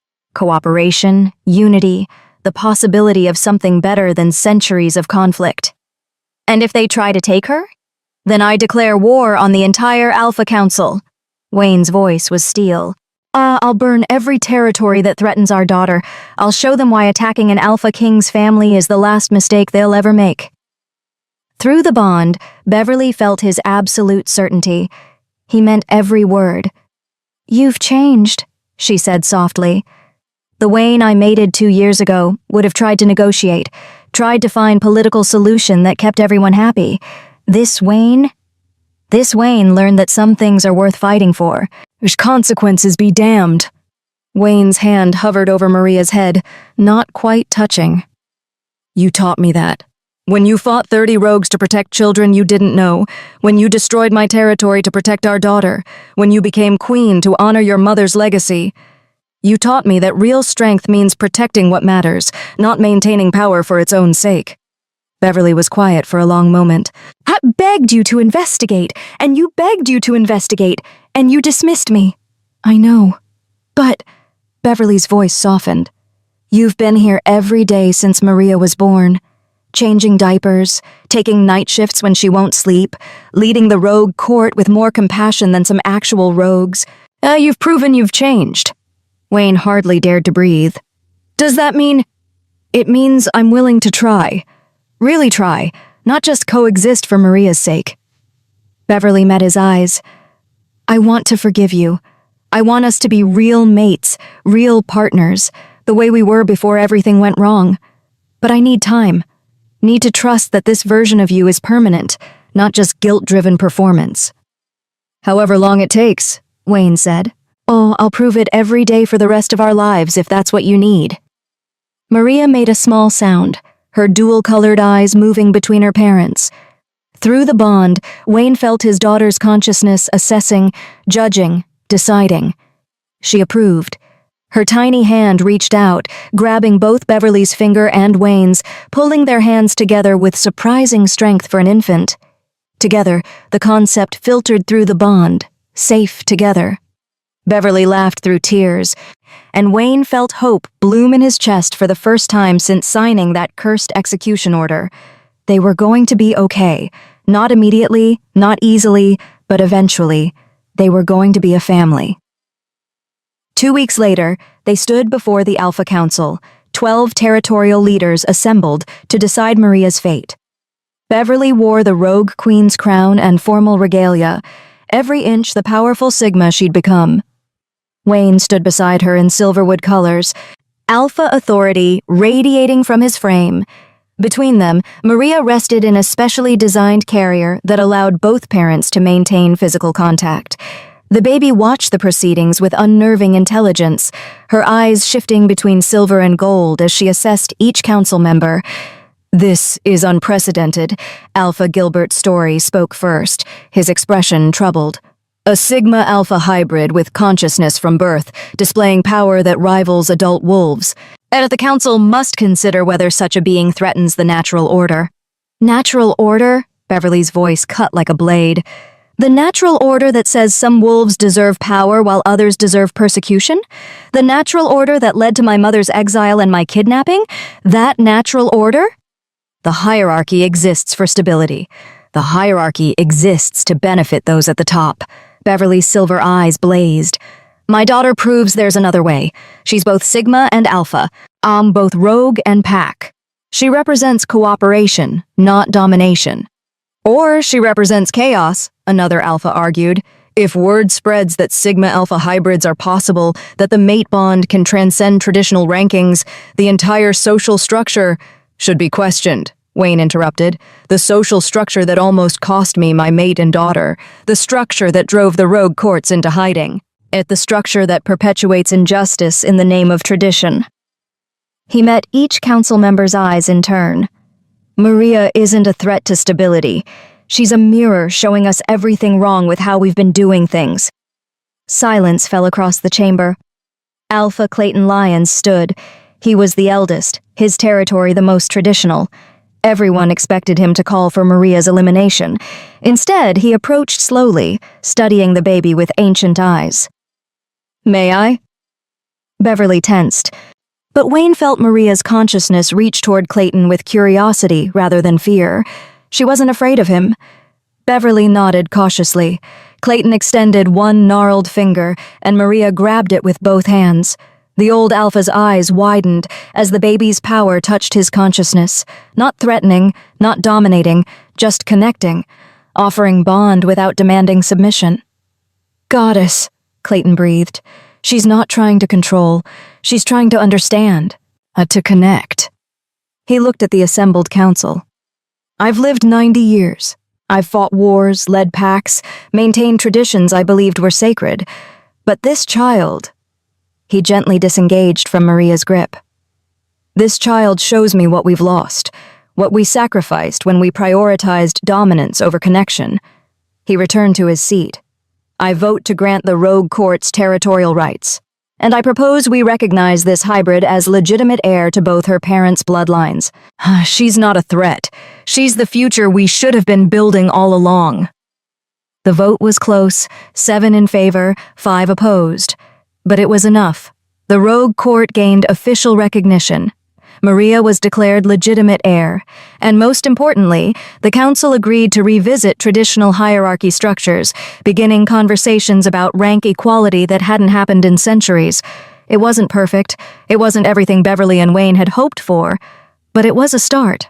Epilogue. 3 years later. Maria toddled through the gardens connecting Silverwood Territory and the Rogue Court, her parents watching from nearby. At 3 years old, she could shift between wolf and human form with ease, her dual-colored eyes still shifting between silver and gold depending on her mood. "Mama, look!" Maria pointed at a butterfly, her consciousness reaching through the pack bonds to share her excitement with every wolf in range. Even those who'd initially feared her power had learned to love the hybrid princess who connected people instead of dividing them. "I see it, baby," Beverly called, one hand resting on her swollen belly. Baby number 2 was due in a month, another hybrid, this time a boy. Wayne sat beside her, his arm around her shoulders in casual intimacy that had taken years to rebuild. "She's going to be insufferable when her brother arrives. Already planning how to teach him everything." "She gets that from you? The need to protect everyone?" Beverly leaned into Wayne's embrace, the mate bond humming between them with comfortable warmth. They'd completed the bonding ceremony officially a year ago, after Beverly finally felt ready to fully trust again. The journey hadn't been easy. There had been setbacks, arguments, moments when Beverly's trauma resurfaced and she pulled away. But Wayne had been patient. It had proven through consistent action that he'd changed permanently. And slowly, painfully, they'd rebuilt something stronger than what they'd lost. "Do you regret it?" Wayne asked quietly, watching Maria play. "Everything we went through to get here?" Beverly was quiet for a moment. "I regret the pain. The years of poison, the execution order, losing my mother. I'll always carry those scars."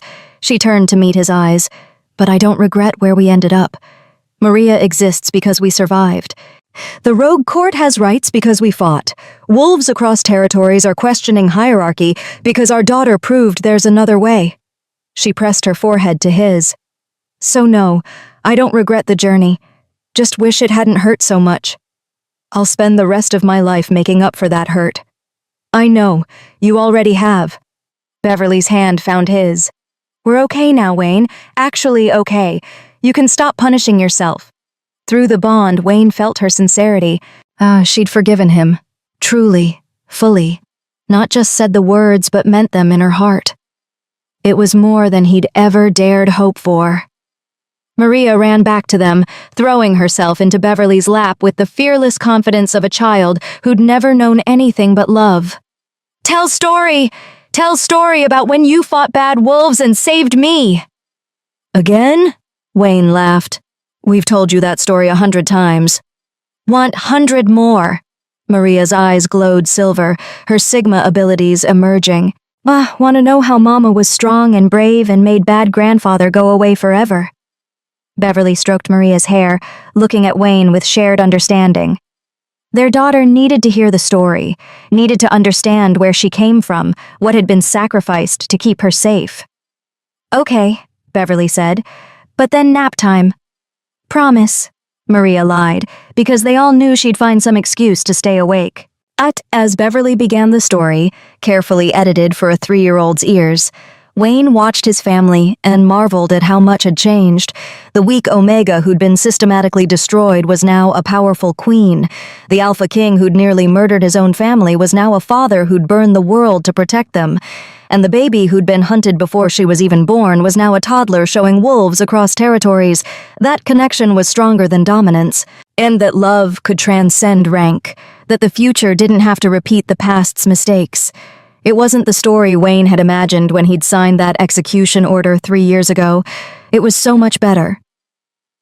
Maria fell asleep despite her promises, curled between her parents with absolute trust. Wayne carefully lifted her, carrying her inside for actual nap time while Beverly followed, one hand on her belly where their son grew. As they tucked Maria in, and the baby kicked hard, already impatient to meet his remarkable sister. "He's going to be trouble," Beverly predicted. "With you as his mother and Maria as his sister? Absolutely." Wayne kissed Beverly's temple. "But we'll handle it. Together." "Together," Beverly agreed. And through the mate bond, Wayne felt her certainty. They'd survived attempted murder, conspiracy, war, and loss. They'd rebuilt trust from ashes and created something beautiful from pain. Whatever came next, yes, they'd face it the same way, together, as mates, as parents, as partners who'd learned that real strength wasn't about dominance. It was about choosing connection. Even when everything said to choose control, it was about protecting what mattered, consequences be damned. It was about love, messy, complicated, hard-won, but ultimately stronger than any force that tried to tear it apart. As Wayne held his sleeping daughter while Beverly rested beside them, he sent one final thought through the mate bond. "Thank you. For surviving. For giving me a chance. For teaching me what strength really means." Beverly's mental voice came back warm and certain. "Thank you for learning. For changing. For becoming the mate our daughter deserves to see." Outside, wolves from both Silverwood and the Rogue Court continued their daily lives, rogues and pack members working together, ranks mingling in unprecedented cooperation, and all because 2 wolves had refused to let conspiracy and betrayal define their story's ending. The future was uncertain. There would be more challenges, more wolves who resisted change, more threats to the hybrid children who represented evolution beyond traditional hierarchy. But for now, in this moment, Wayne's family was safe, whole, and happy, and that was enough.